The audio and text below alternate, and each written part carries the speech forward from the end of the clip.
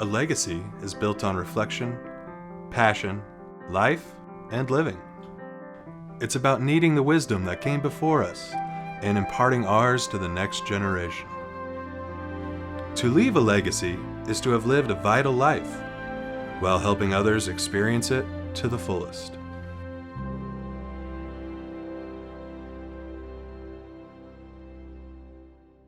So June 1st of 1989 was a pretty big day in the history of the company. It was our first day that we were actually doing business. Phil and I met in the parking lot. It was early in the morning.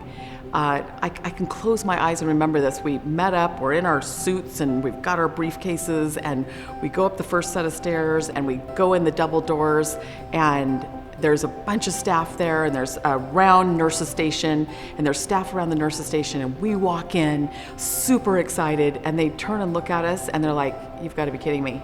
I was certainly aware that Kathy and I both looked like we were 15 at the time, and I'm certain the staff at Columbia Manor probably thought, who are these teenagers or high school kids that are now taking over our facility? Like, where are the adults? I wish I could say that there was a grand master plan. When we started at Columbia Manor, which is now Vermont Hills, my master plan was to try to stay in business through the next 12 months. We were able to turn this facility around and really turn it into a very high quality facility, and just slowly and gradually started acquiring 1 to 2 facilities at a time. We wanted to consider building brand new skilled nursing facilities. We wanted to improve on the age of our buildings that we operated. We wanted to make the experience for the residents that we care for a better one. We wanted to prepare for what was coming, which was the baby boomer generation. The Medicaid rate system in Oregon was still struggling. There were still a lot of challenges in the profession. And so we began to look for other services within the senior care environment that we could diversify. And so we slowly migrated into the contract rehabilitation service line.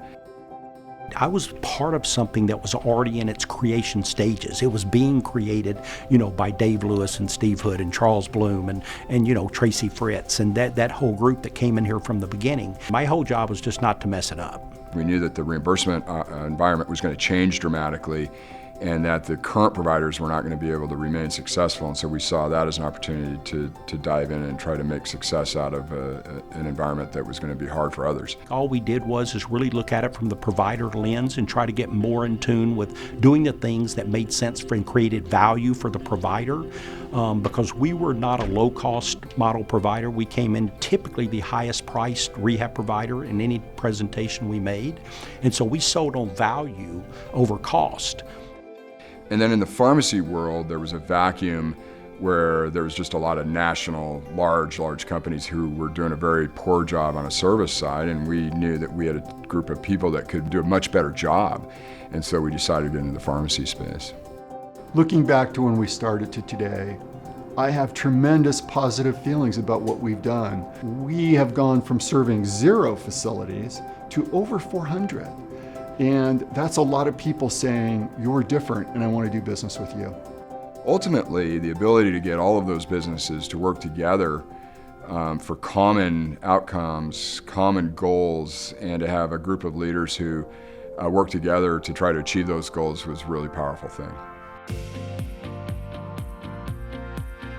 For me, what continues to jump out at me about what's been so consistent about the company, and that is truly doing the right thing. It's not what we do, but how we do what we do that defines us as an organization. And again, that takes me back to just the choices that we make every day. In this organization, 18 and a half years later after I'd been here, I've learned that you truly do the right thing no matter the cost. When you hear Marquis, you think quality. You know you can put your loved one in a Marquis facility, you can make a referral, you can work there, whatever it might be, and you're going to get a quality product. Did that medication get to the facility, get into a medication cart, get given appropriately to a resident, and did it have the intended effect? Did it have the benefit that we were looking for? And if not, did we, through our consultant services and different things we do, understand and make adjustments? The commitment to constant improvement is a cultural thing because it takes choices like being disciplined, and even though you're tired after 30 years of looking at results, you continue to do it because you know that it's the right choice because it's going to continue to make the organization better. We always had respect for the fact that everybody that worked at Marquis had a choice, and we really recognized that choice and honored it, and that became kind of a catalyst for all the other programming that we did. One of the differentiators for us in terms of a growth strategy is that we've always been conservative, very selective.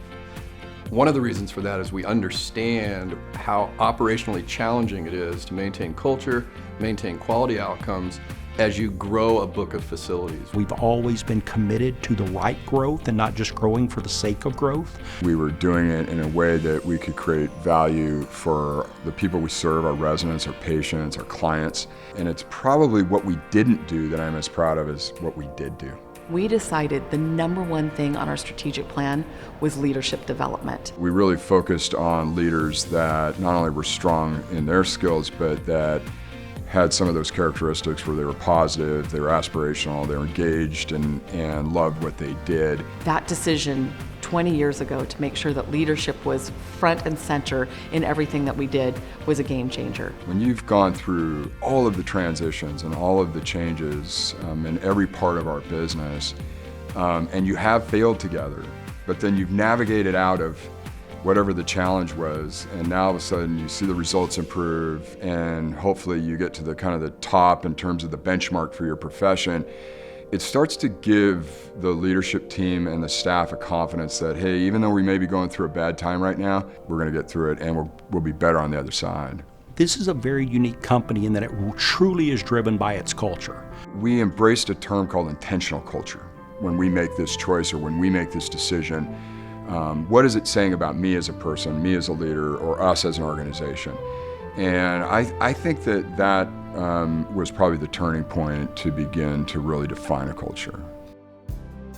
The leadership team was aware of this program that Jen Hofer and her mother had started, and I believe she called it Forget Me Not.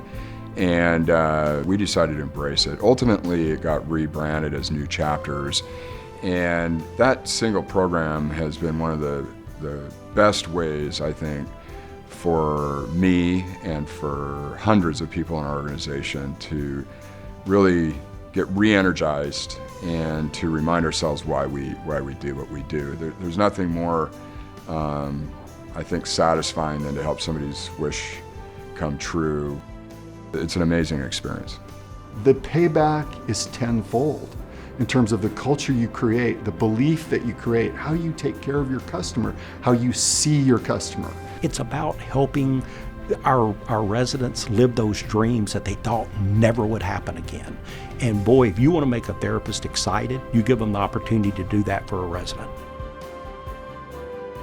I'd say to our staff, I'd say the legacy is yours. You created the legacy through the services you provided and how you took care of people. And it's allowed us to be successful as an organization.